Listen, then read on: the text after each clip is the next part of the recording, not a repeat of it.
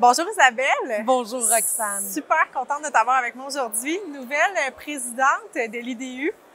Donc, on se rencontre en marge du Sommet immobilier de Montréal.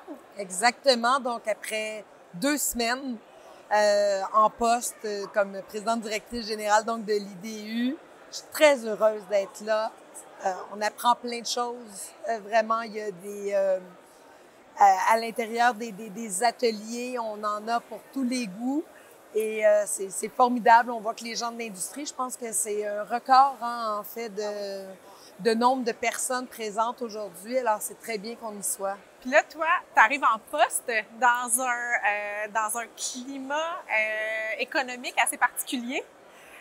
Peux-tu nous parler de tes priorités présentement? Oui, bien, je te dirais qu'il y en a plusieurs parce que, bien sûr, à l'IDU, on représente les promoteurs, mais on est tant du côté multi-résidentiel, industriel, commercial, les bureaux.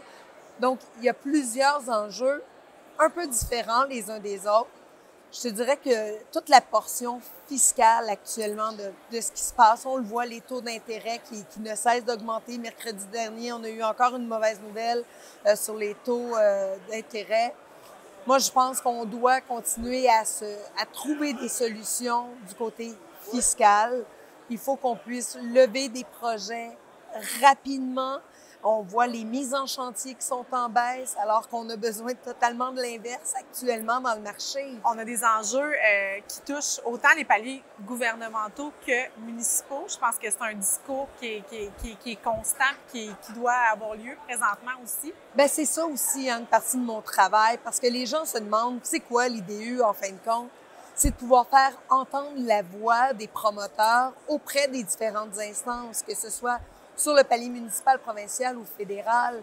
Et il faut qu'on puisse sortir, réfléchir à l'extérieur de la boîte. Donc, avec les promoteurs, on doit s'asseoir, voir, bon, c'est quoi les urgences, sur quoi est-ce qu'on doit travailler, mais pas sur du court terme uniquement. Parce que si demain matin, on commence à agir comme on le souhaite, de façon concertée, tant avec les gens du municipal, mais aussi avec les gens du communautaire, si tout le monde vient autour d'une table, bien, vraiment, les répercussions, on va les sentir en 2025-2026. Donc, d'où l'urgence d'agir, mais pas sur du court terme. Il faut avoir les yeux sur le long terme. Puis là, toi, tu arrives, tu as des bonnes bottines à chausser quand même, parce qu'on a Jean-Marc Fournier qui a fait un super beau travail avant toi. Donc là, tu poursuis sur la lancée, en fait. Je poursuis sur la lancée où Jean-Marc était. Bien sûr, l'Institut, ça le dit, Institut, on veut continuer à aller chercher des chiffres, de l'information, voir ce qui se fait ailleurs sur la planète. Mais on doit aussi continuer à porter la voix, comme je le disais tout à l'heure. Donc là-dessus, mon passé, un peu comme celui de Jean-Marc, m'amène justement à bien connaître la machine, qu'elle soit gouvernementale, au provincial, au fédéral, au municipal, mais aussi les acteurs du milieu qui veulent que ça bouge. Puis on va se le dire, là, j'entendais la mairesse de Montréal un peu plus tôt.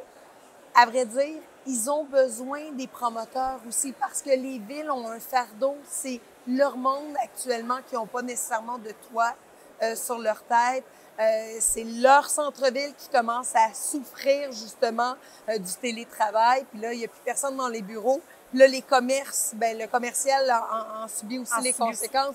Bref, tous les faits dominos qu'il y a autour de ça, c'est aussi une de mes priorités. Bien, le dialogue est important envers toutes les instances, puis tous les acteurs, en fait, là, autant au niveau gouvernemental, municipal, promoteur, puis tout le monde gagne à discuter, en fait.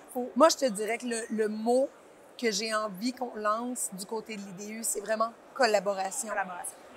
Fut un temps où, et c'est Jean-Marc qui le disait un peu plus tôt aujourd'hui, Jean-Marc Fournier, qui disait, avant, on avait l'impression que c'était une confrontation entre le promoteur et la ville. Là, parce qu'il y a justement une baisse des mises en chantier, il y a plus rien qui se donne du côté des permis. Il faut qu'ils se prennent par la main parce que là, tout le monde a gagné. Il faut que tout le monde tire vers le haut. C'est exactement ce qu'on doit faire. Les promoteurs ont besoin des villes, les villes ont besoin des promoteurs. Les citoyens ont besoin de toi sur leur tête. Oui. Donc, on va se dire, là, c'est une partie qui se joue tout le monde ensemble. Je connais pas un promoteur ici, là, aujourd'hui, qui dit « Hey, moi, je veux pas faire partie de la solution ». Tout le monde veut faire partie de la solution. Il faut tenter d'enlever là où il y a des... Dans le fond, il y a des bâtons qui se mettent dans des roues. Des fois, c'est même pas volontaire, c'est de la méconnaissance. C'est parfois... on des a fois, toujours c'est un fait ça comme ça. intermédiaire qui n'est pas placé à la bonne place. Exact. Il faut refaire les maillons. J'appelle ça la ligne du temps d'un projet, là. Où est-ce qu'on est capable de gagner en efficacité? Puis gagner en délai aussi, parce que veux pas, c'est un gros enjeu en ce moment. Là, on parle du besoin de logement au cours des 10 prochaines années, mais il faut commencer à un moment donné si on veut arriver à dans 10 ans aussi. Moi, quand je suis arrivée en poste, les promoteurs qui m'ont dit, tu sais, à Montréal, actuellement, là, ça prend 4 ans avant qu'on sorte un projet de terre.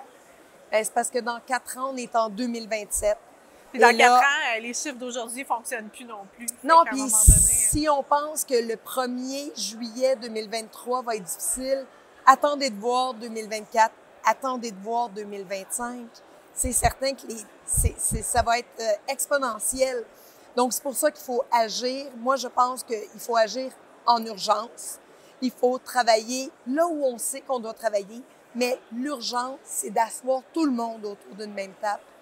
C'est vrai là, qu'avec Gallo, qui a été lancé pour l'hippodrome, on vient de créer quelque chose qui aurait peut-être dû être inventé il y a quelques années. Mais là, on n'est pas en train de dire c'est la faute à qui puis comment. On doit juste trouver les solutions, les appliquer et agir le plus rapidement possible. Bien, je suis super contente de t'avoir eu. D'avoir pu parler un petit peu, d'avoir fait ta connaissance. Vraiment, c'est un grand plaisir. Puis je dois le dire, là, on est juste entre nous deux. Là.